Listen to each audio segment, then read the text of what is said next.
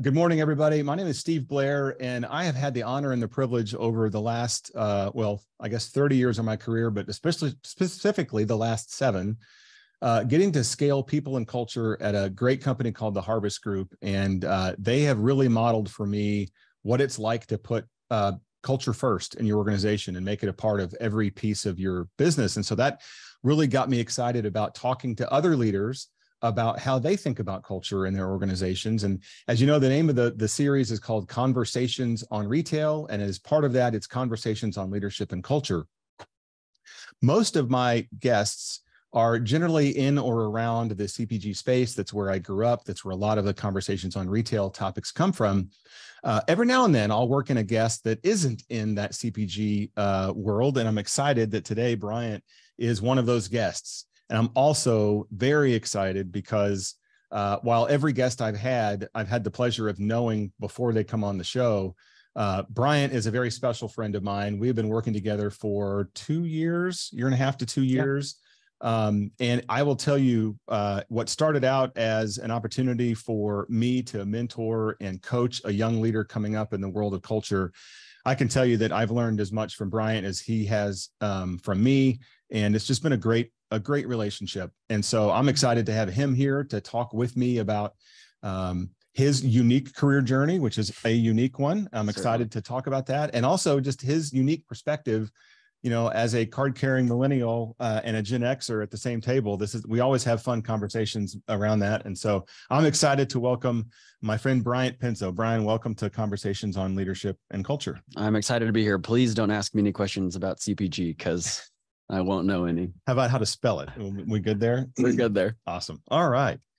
Well, today I wanted to take a particular angle with today's conversation, and that is Bryant is unique for a number of different ways in his role and in his industry. And so really the theme today is going to be about non-traditional leaders or cultures in non-traditional or very traditional, actually, industries. Banking. Bryant is currently leading culture and people at the Generations Bank company here in Northwest Arkansas and all throughout Arkansas. And so we have a young leader who has a unique career path in a traditional industry, and an industry that I wouldn't naturally think is on the forefront of culture, on the forefront of employee engagement and culture, and yet Generations Bank is. And so there's so many reasons why I'm excited to talk with Bryant, because he brings literally all of those unique elements to the table. And so Bryant, as I always do with everybody, I want to start off with a question that is, you know, everybody thinks something different when they hear the word culture. And in fact, it's almost getting to the point where it feels like a cliche word or it's a buzzword. But I do think that there's value in understanding how each of us think uniquely about culture. And so if you had to define this ubiquitous word we all use now called culture, how would you personally define the culture of an organization? What's that mean? Yeah, certainly. I think the confusing portion of that question is when we think culture, we automatically put adjectives with it, good culture, bad culture, strange culture. And that tends to, what I would say is change the definition of culture. But when I think about culture in and of itself and an organization defining that, for me, it's really simple. What does it feel like to show up there, to do your work there, and to be supported there? So it's really about experience and the feeling that you get when you walk in the door and the feeling you have when you leave at the end of the day. That's great. I have not heard the when you leave for the end of the day, how you feel. I've always heard one of my favorite, it's not really a definition. And in fact, I've tried to pick it apart a few times, but one of my favorite ways to think about it is, and I wish I could remember who said it, but it's that feeling in your gut on Sunday night about Monday morning. The Sunday scaries. Yeah, the Sunday scaries. We all know about it. You added a unique perspective, which is it's that feeling in your gut when you're walking out the door into the parking lot. That's really interesting. And I think that is a great example, because it's one thing to walk in excited, nervous, depressed, stressed, whatever. It's another to do a day's worth of work to add whatever unique value you get to add to the organization. And then you go home, man, I can distinctly remember days when I went home skipping to the car because I'd done what I was uniquely gifted at all day. Yeah. And there are other times when I get to the car, I like walk to the car and it's a slow walk because I'm just drained, or I felt like I was doing things all day that weren't in my sweet spot. So man, I love that ad, the going out at the end of the day. Love it. You've had an interesting career path. And it started, of all places, in the prosecutor's office, as most of us do right out of college. But you did prosecutor's office. You spent some time at a local company here, Being Limited. Here, it's a classic Fayetteville story of a company. Yeah. Lots of young people coming out of U of A get a chance to work at B. You spent some time in the hospitality world for a short minute, and then you got an opportunity to lead marketing at Generations Bank. Yes. And that's not what you're doing now. No. And so walk us through, like, how did that evolve? How did that path evolve? Yeah, I think, for me, and we may talk about this a bit later, but I always say that our yeses matter. And that doesn't necessarily just mean at work. So a lot of my yeses outside of work, and a lot of the yeses that I've had by way of community involvement or church involvement, whatever, have led me to being connected to people in a lot of these industries, including the prosecutor's office and Being Limited, that I wouldn't have otherwise really had an opportunity to be a part of. Or thought to be a part of, right? Yes, or like ever thought to be a part pursued, of. Right? Yeah. Correct. Yeah. Prosecutor's office was a really funny time period where I did that my sophomore year of college through just after my senior year of college. And I certainly was not pursuing that, but had got reached out to by someone there and had far too much responsibility for a 19-year-old, just to be honest with you. Unfortunately, they couldn't see what I looked like because I look young now, but I looked very, very young at that point. And so, yeah, it just kind of was a series of continuing to evolve, kind of sharpening my skills, jumping from industry to industry that really kind of scratched an itch that the previous one didn't. What I feel now in my current role is that both kind of a strategic, objective, business oriented side and really a heart forward posture get to align. And for me, in each of these roles previous, I was always trying to find the balance of that. And so ultimately that's why I ended up leaving each of those areas. But each of those organizations, because several of them were very small, and something that I've had an opportunity to do is work with either the leadership team or the business owner, really in all of those worlds. And so that's continued to shape kind of my global vision of work, and kind of afforded me an opportunity to have that 10,000 level foot view of work outside of kind of my silo per se. Yeah. And yes, thank you. One of the things I love about your story and your unique opportunities is just that point you just made.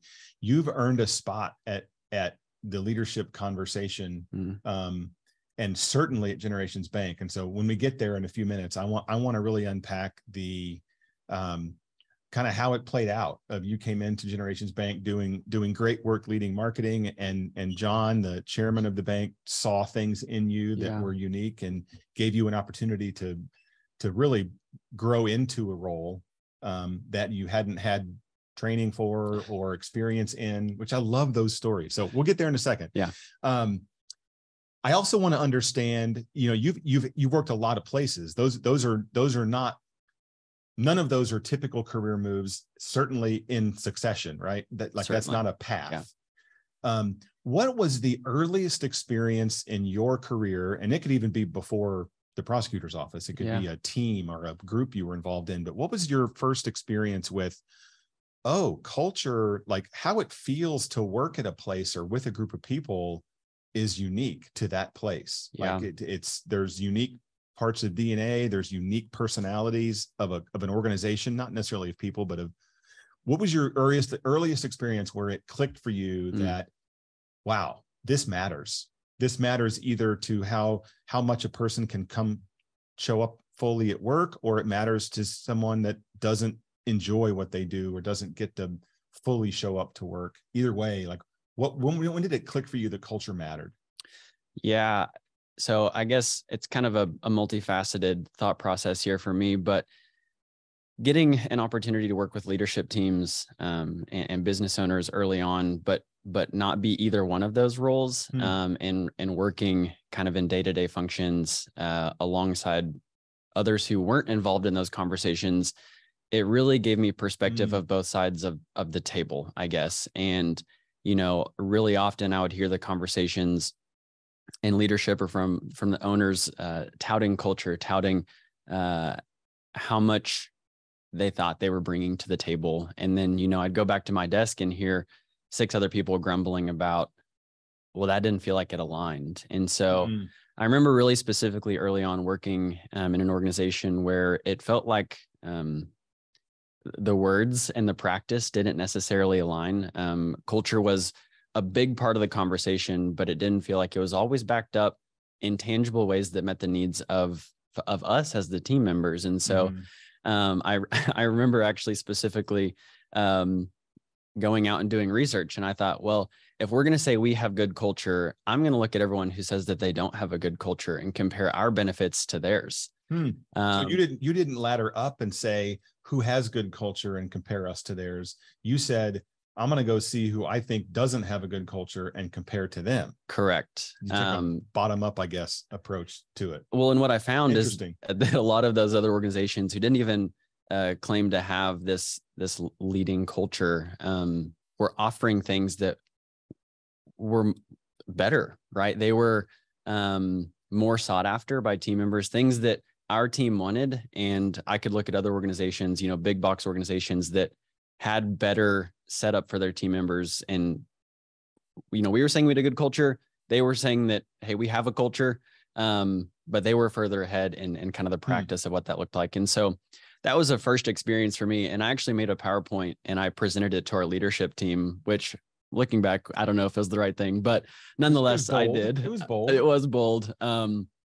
I said, if we're going to say we're about this is areas where I don't think that we're backing it up, and take it as you will, but this is a deficiency that I see in who we are. Man, so many things I love about that. One, that you, at the time, you realized I am sitting in the middle right now. Like I have access to conversations of leaders that most people don't get. And I sit among the team, and because I'm a member of the team, and I'm hearing the two versions. That's really, really interesting. And then the second thing I loved that I heard was you took agency to try and make a difference. I think that played into what John sees in you at Generations Bank as well. So that's awesome. I appreciate you doing that. So a little bit more about that move at Generations Bank. You came into Generations Bank to lead marketing. And just actually, it probably makes sense for the folks on the line to hear who is Generations Bank? What kind of what's the size, what not financially, but like what's the scope of the bank? Anything unique about your bank versus, the bank that somebody else might use?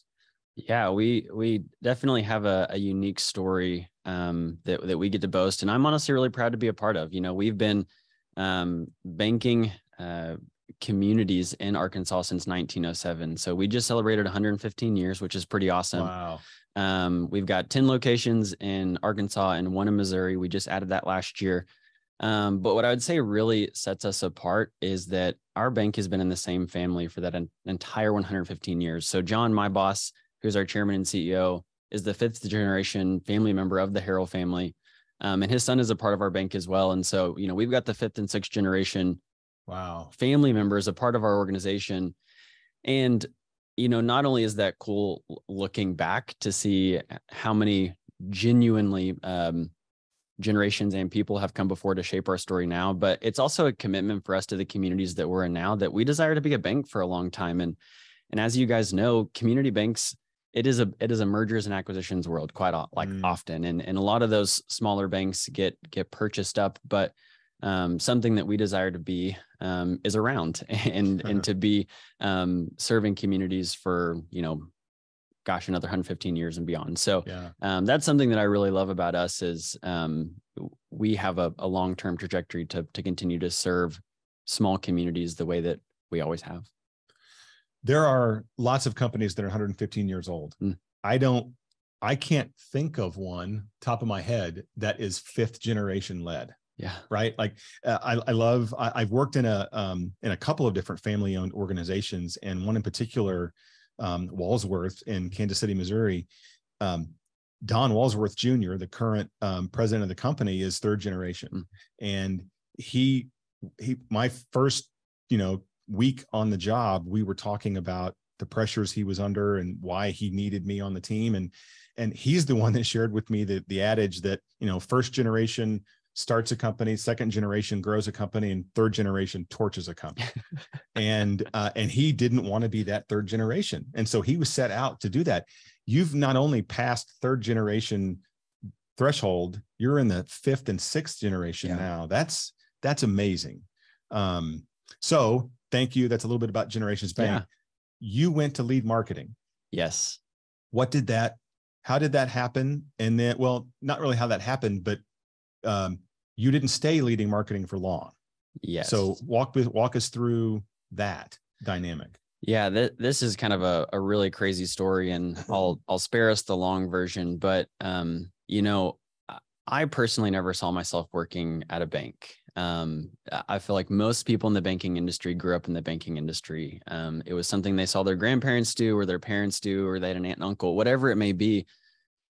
Unless you kind of had exposure to it, it sometimes feels like a hard industry to break into, just because how little you know about it. And it kind of has a sharp learning curve. Complex. Like, it's not a simple industry. It's regulated. It's financial markets. There's a lot of things you have to uniquely know. Absolutely. Yeah. And we don't even have to talk about all the acronyms and the abbreviations, and because they are exorbitant to the least. But and kind of going back to what I said earlier, my yeses matter. I had an opportunity to lead a small group through church, and about that time period, I started getting close to a family, and that was hosting our cell group, and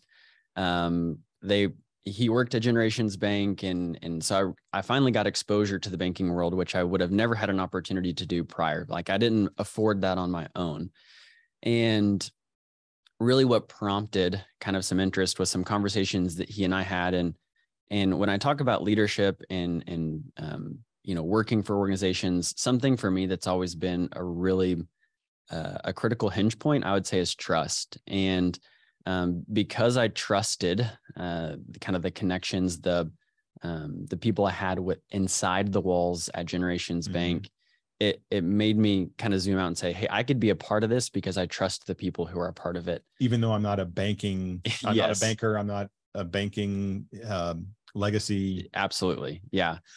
So there's definitely some hurdles to jump over, but I guess challenge isn't something that I'm opposed to.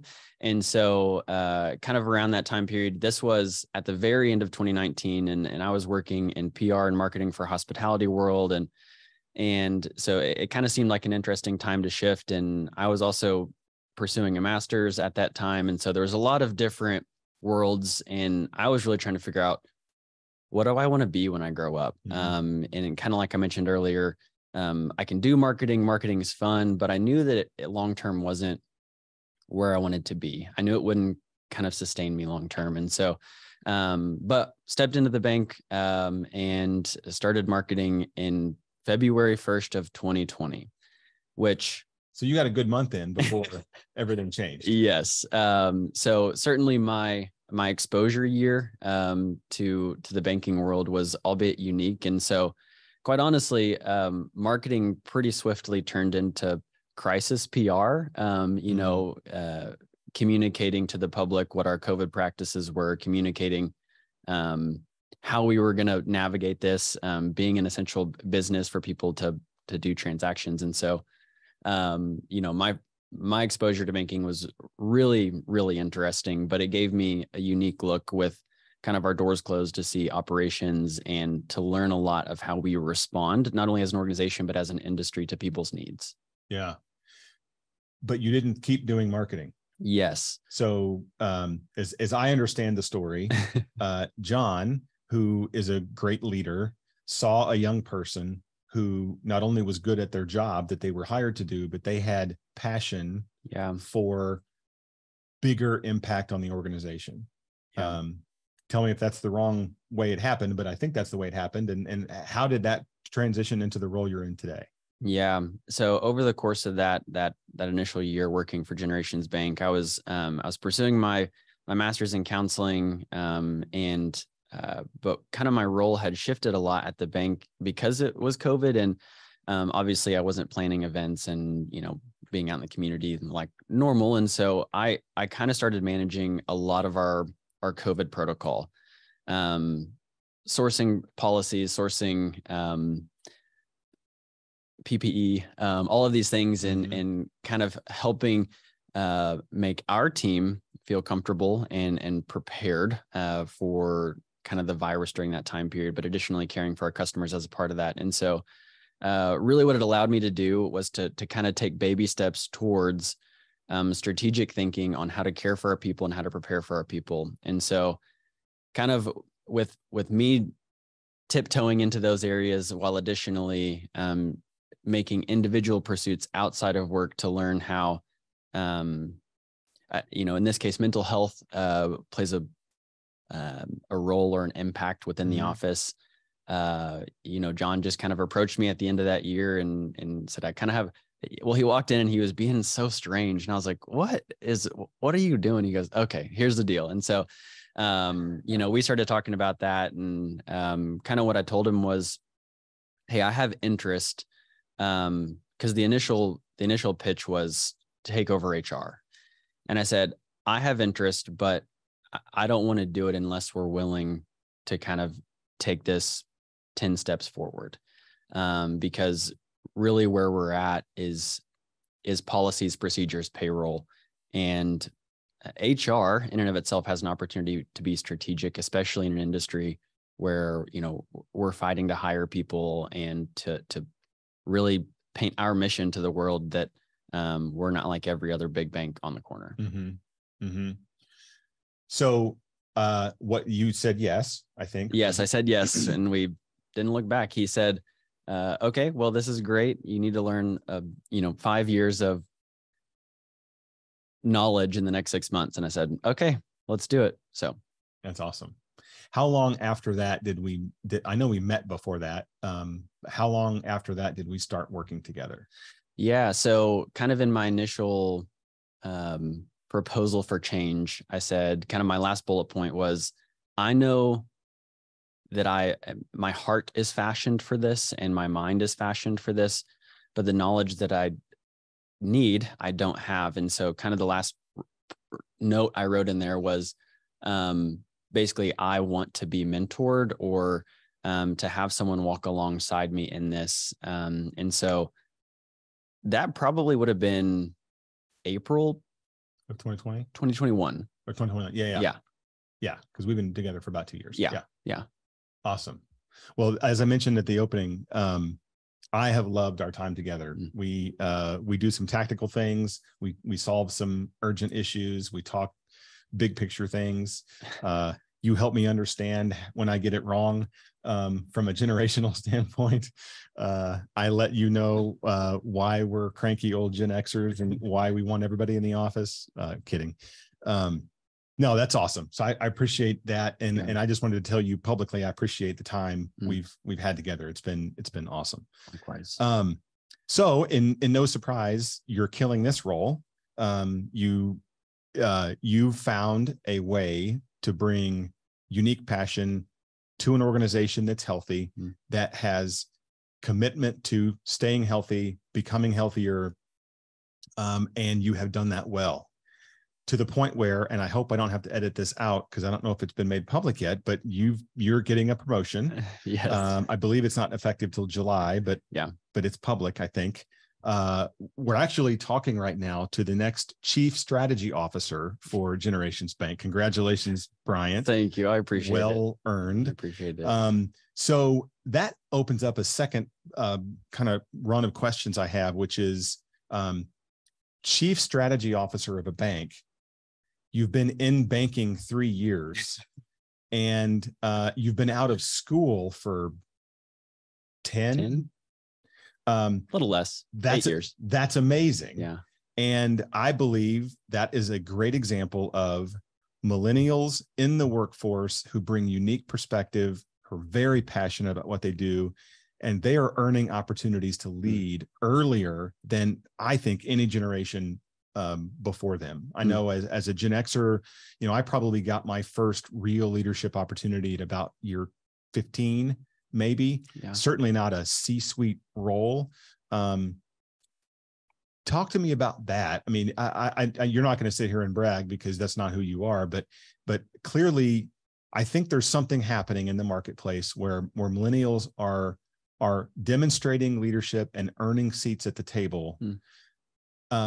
How should we think about that? How maybe what would you say to an owner that doesn't yet have confidence or passion that a millennial can carry a bigger load?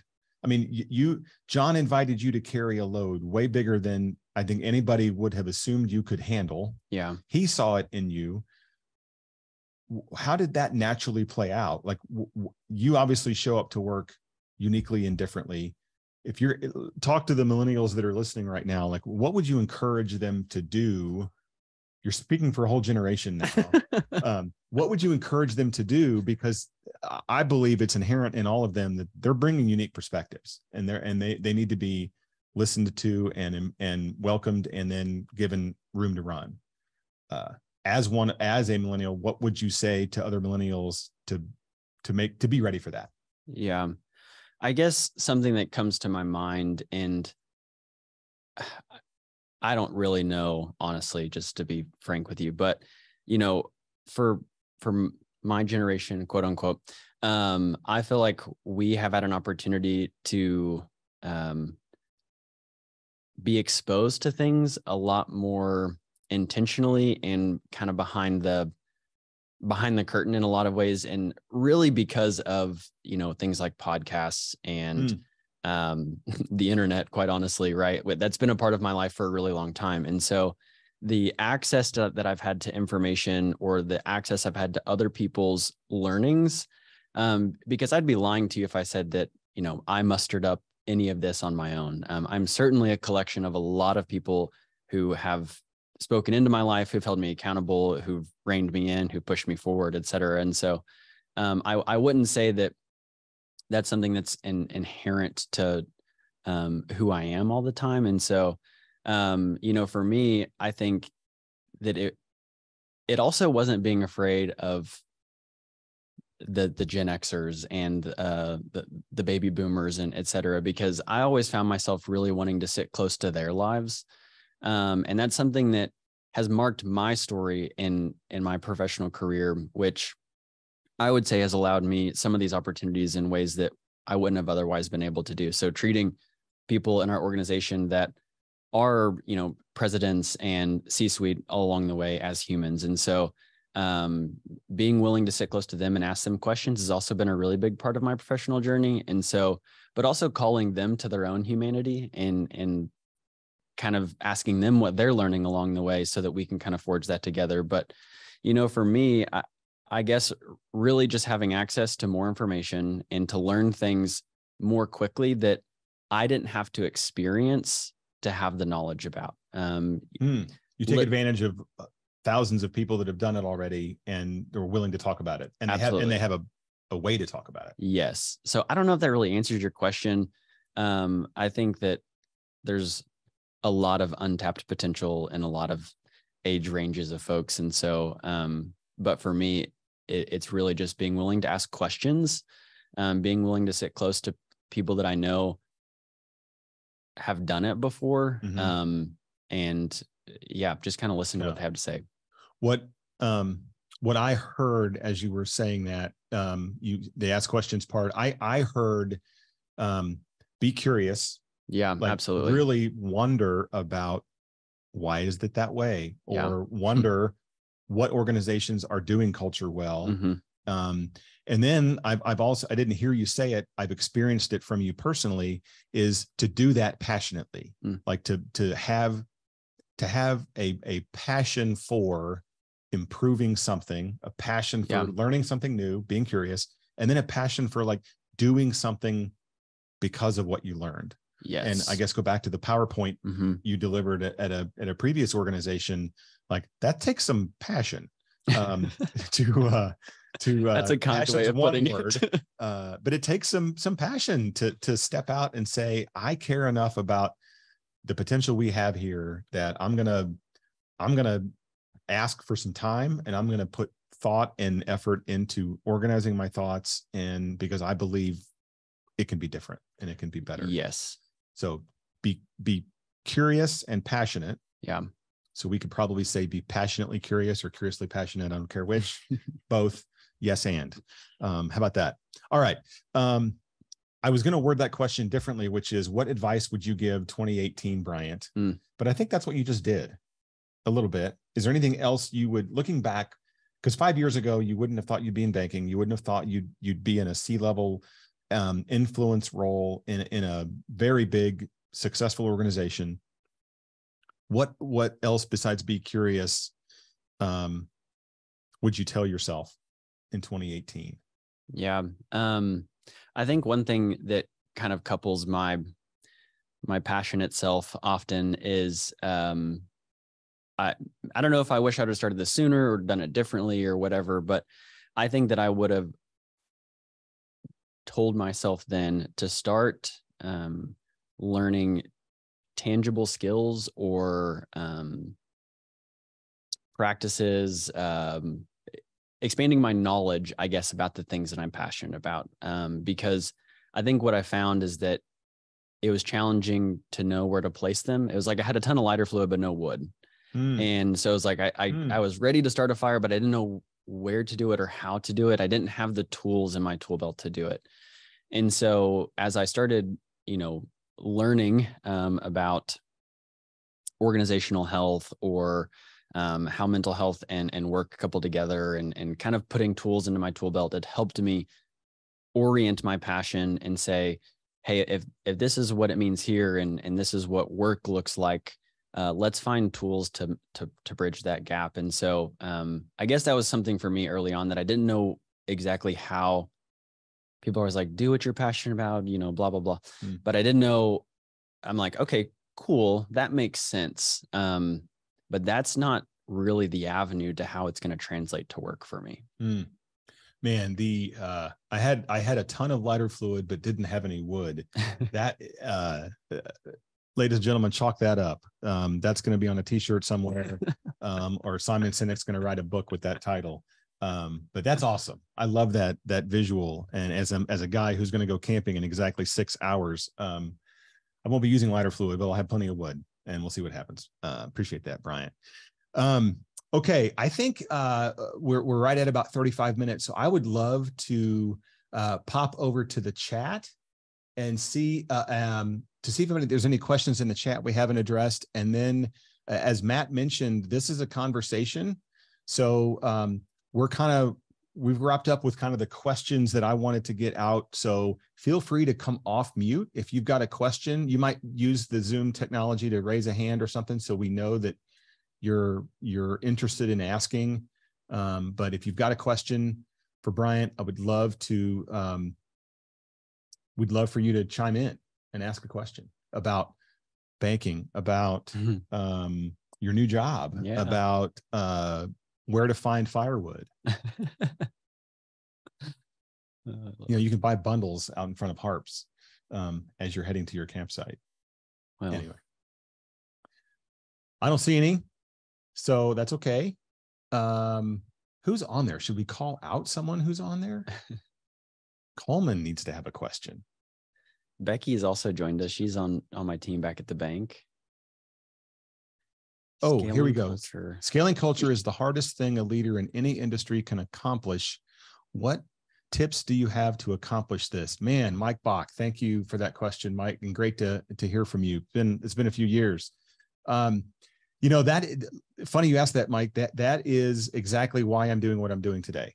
I feel like we scaled the culture of Harvest Group from 25 people to 250. From one office to 5 offices in 2 countries. And we did that while the culture got healthier. And I'm not just saying that because I think it happened. We were intentional about taking stock of our engagement, employee net promoter scores, and the scores increased every quarter that we tracked the scores, because we were focusing on scaling our culture in a way that is healthy and not losing that as we went. So, Bryant, be thinking about what you might say here about scaling. The bank, you just acquired a bank in Missouri. There might have been some culture. There was some culture implications there. I would say one of the most important things that I found in scaling the culture, and that I'm trying to help other founders and leaders do today in my advisory practice, is it's silly, but I call it voila, because how I remember what it is. But the 4 steps are, as a leader, wonder what's going on in your culture, wonder how healthy your organization is, wonder how engaged your culture, your organization is, and then wonder what you could do to make it better. So wonder is the first one. The second one is real easy. Ask. We did 3 different pulse check tools at Harvest Group to gauge engagement and to seek feedback from the team. And we would get hundreds of thousands of words and verbatim comments that the leadership team would read every word once a year. And then we would have quarterly check-ins, and then we had a weekly text message pulse check. So we were constantly asking the team, how are you doing? What is not working? What do you need? What is one thing that we could get for you that could enable you to do your best work every single day? And so we ask a lot of questions. So we wondered how they were doing and what we could do better. We asked them how they were doing and what they could do better. And the third one is very important. The L is listen to what they say when they tell you. The worst thing an organization can do if they've made the decision to engage with their team is to ask what they want and need and then not listen to them. That's way worse than not asking at all. So wonder what they need and how they're doing, ask them, listen to what they say, and then act. Do something with what you've learned. And that doesn't mean solve every issue that comes through an annual engagement survey. Yeah. But what it does mean is pick 2 or 3 things that are meaningful that you can address, and then address those proactively. Tell the team, here's what we heard from you. Here's the things that we can address right now. Here are the things we're going to look at going forward, and then do them. And I think it was that cadence of caring, asking, listening, and then acting. And the team saw over time that this works. Like when we're honest and candid, they listen to us. They bring us solutions, not to everything we ask for, but they bring us solutions or ideas or innovations, and then the cycle repeats itself. And so I would say, Mike, for scaling a culture, in my mind, that's the most important thing you can do is wonder, ask, listen, and act. And you can't miss any of those 4. Anything unique you would add to that, and anything unique about opening up a branch in a different state? Not that Missouri is too far away from Arkansas, but you went into a local community. You purchased a local location, a local branch. You had people there. Yeah. How did you approach that proactively, and how did it go? Yeah, I guess your question is super relevant for me. And obviously I've been at this less time than you have, and I already feel the impact, or I guess the effects of culture is the least static thing that exists. It everything impacts it, and quickly, very quickly. Yeah. Because it again is about people's experience, and those experiences are changed and felt on a day-to-day basis, and what's communicated and what's not communicated. And so for me, something that I've had to really remind myself of is pushing a boulder uphill, right? One is best done with others, but additionally, it's not the end of the world if you don't feel like you're ever like getting over that mountain. I think that's what I always was looking for, is like this threshold of like, we have a good culture now, let's take our hands off. And I think for me, really specifically, the challenge this past 6 months has been, how do we keep it in front of people, especially with turnover? I think that's the hardest part with organizational culture for me, especially in our kind of more higher turnover positions in universal banker roles and things like that, that we've got people who have been a part of our culture for literally 40 years at the bank, and some have been here 1 week. And how do we continue to talk about it in new and fresh ways to keep this 40-year team member engaged, but also so this 6-month-old team member hears the same story. So consistency has been really challenging in trying to wrap my mind around and how to do that consistently. But with that new branch in Missouri specifically, something that we walked into was that bank had historically been in that community for a very long time, but it had been bought and sold 5 times prior to us. And so not only were we having to communicate our culture to the team members there, but also the community there. You're fighting an uphill battle because they were like, well, how long is this going to last? How long is this culture going to be here? Yes. Yeah. So that was really, really challenging. And, we're stabilizing and partly because we've got really great team members there who've bought into our culture and bought into who we are and recognize that, who we say we are and what we say we're going to do is going to flesh out. And so, he asked a question below about another overused word in culture conversations is trust. When do you believe that trust is present within a culture? And I think that kind of harkens back to what you were saying just about responding to feedback that you get. And so that's something that we're continually trying to shape internally, is have a high feedback culture in an avenue to implement kind of newness around that feedback that we've received or shifts based on that feedback that we've received. And to me, that sows trust for us is when we're vulnerable as an organization about more than just what's going well. I think that also brings people into the fold a little bit more sometimes. Yeah, that's awesome. Okay. I think with no other questions, I'm going to Steve, there's actually several more questions in the Q&A. Oh. I know you can you can see the chat, maybe not the Q&A. Would you like me to read them to you? Sure, that's great. Yeah, the pressure's on you though, Matt, to pick the right ones.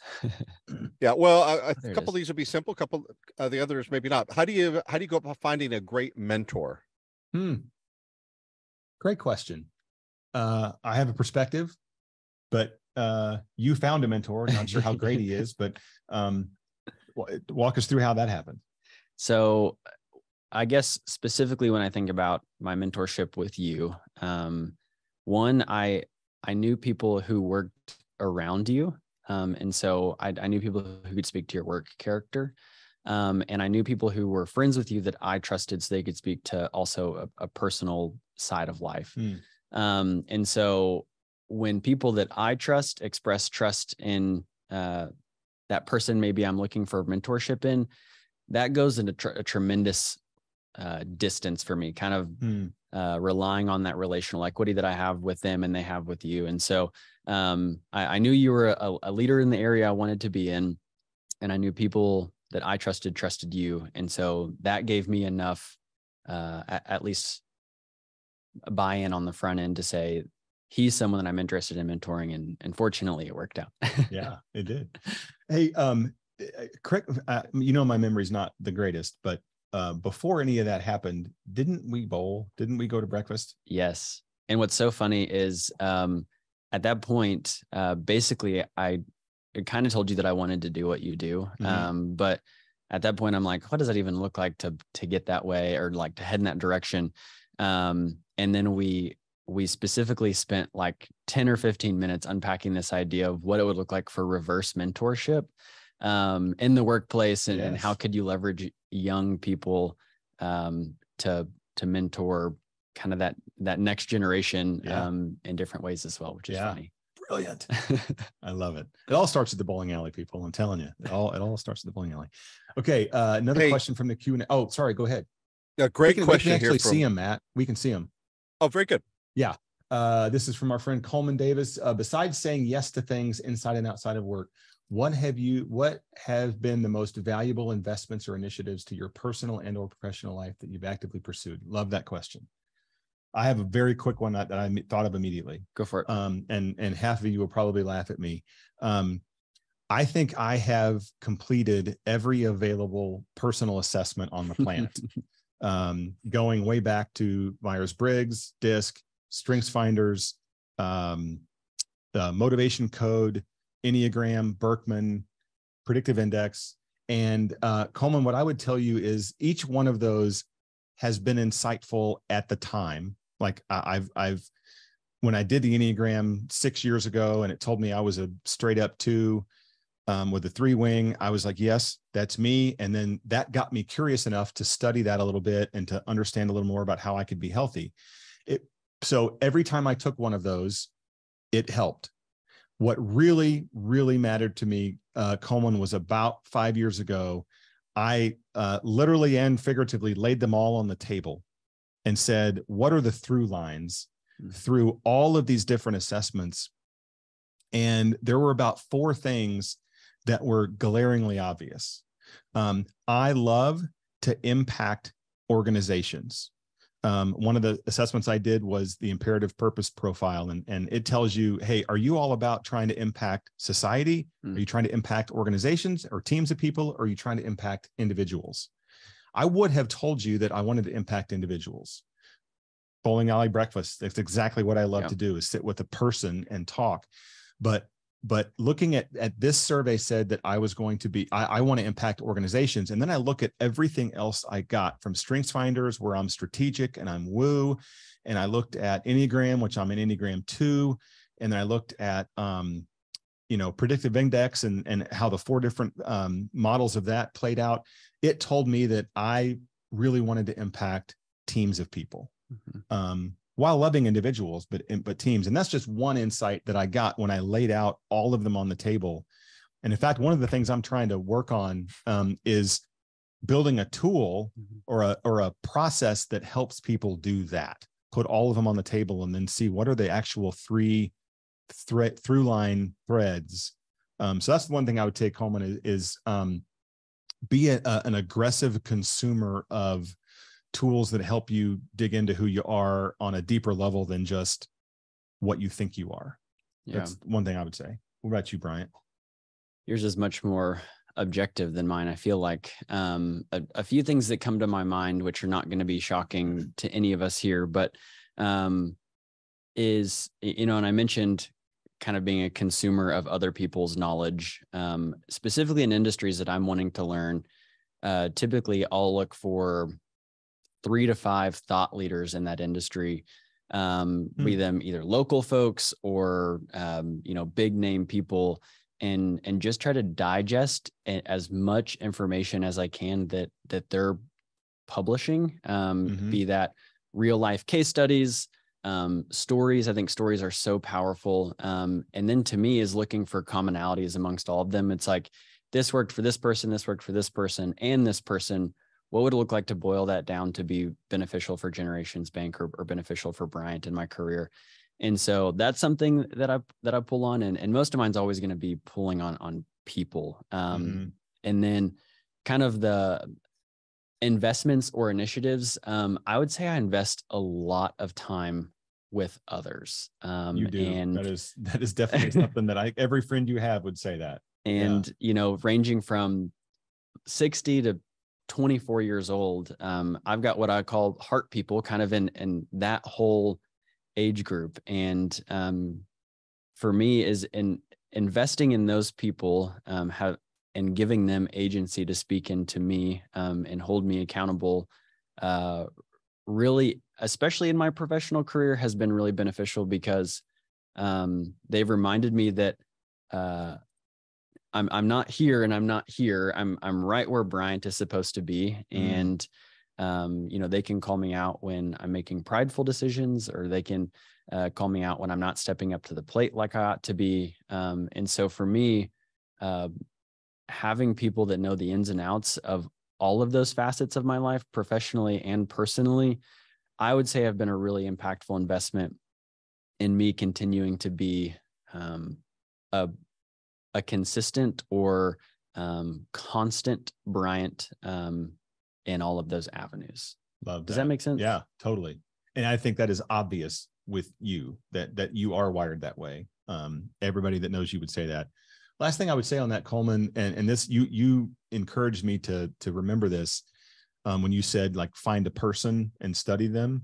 One thing that I have had really good luck with is trying to pick someone I either aspire to follow or someone that I respect their life decisions, their perspective, and really go deep and study them for a committed period of time.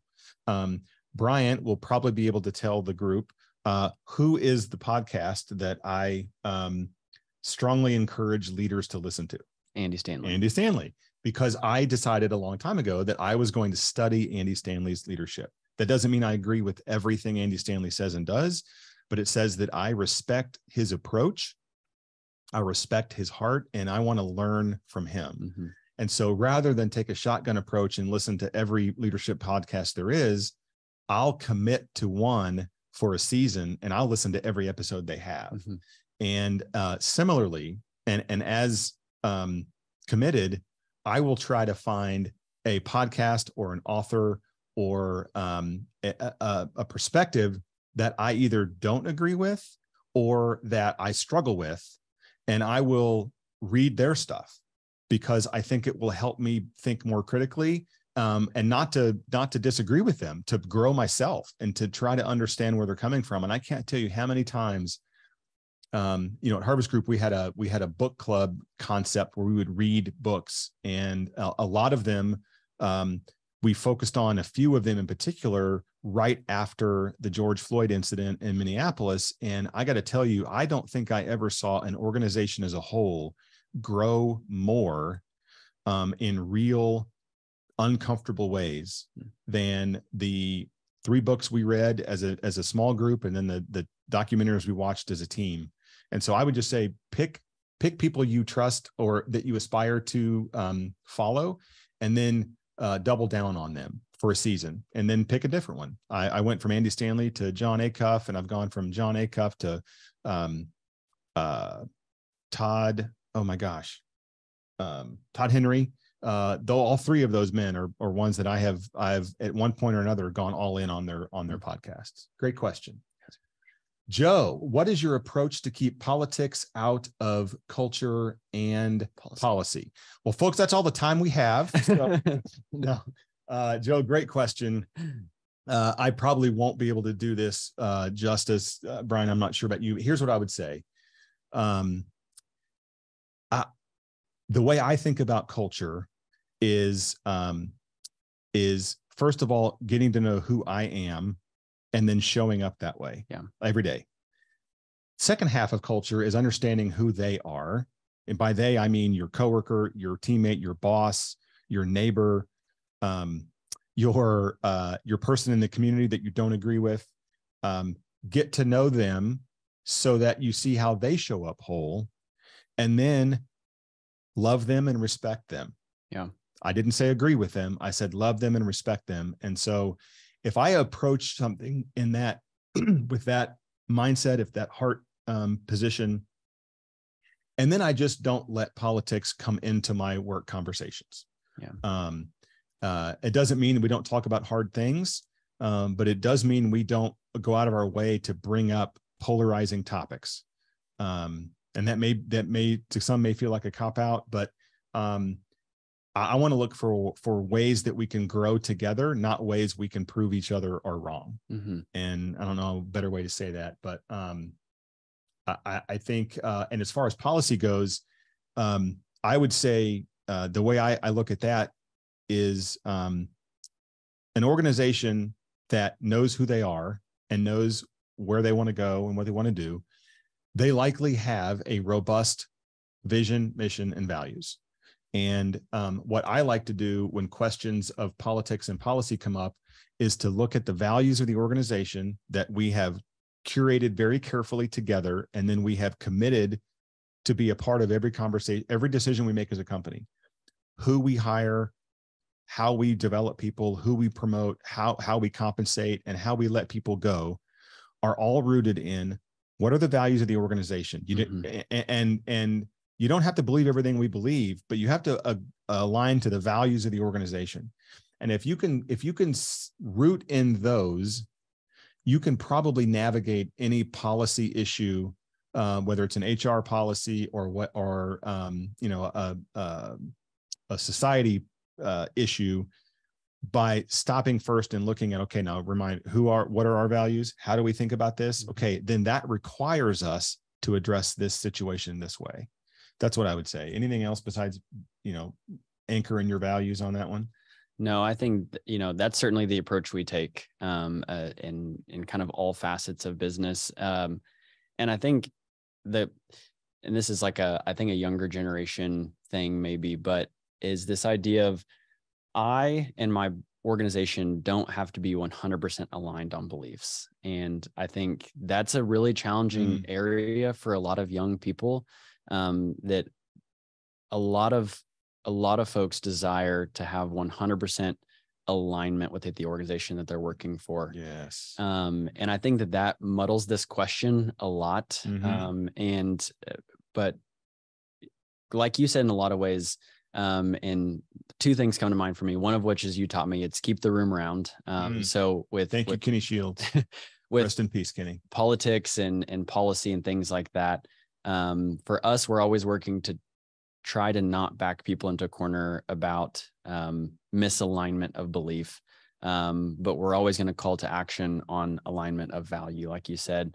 And then finally, one thing that has always shaped my opinion on this, and it's certainly shaped the way that I implement it into the workplace, is I heard it from Brene Brown a long time ago. I didn't even know who she was, but I was at a conference and she was speaking and people were losing their mind. And I was like, okay, cool. Like I'll go. And lo and behold, she's, spoken a ton into who I am over the years. But she said during that conference, it's hard to hate up close.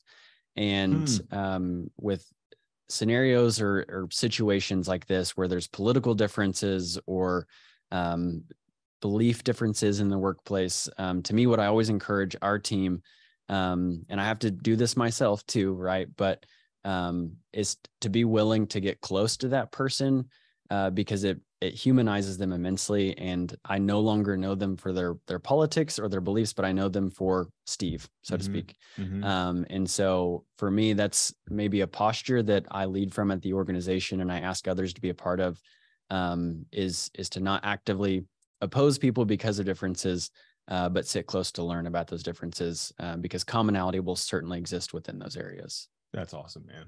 That's great. So much wisdom from you today. Thank you, Bryant, for joining us.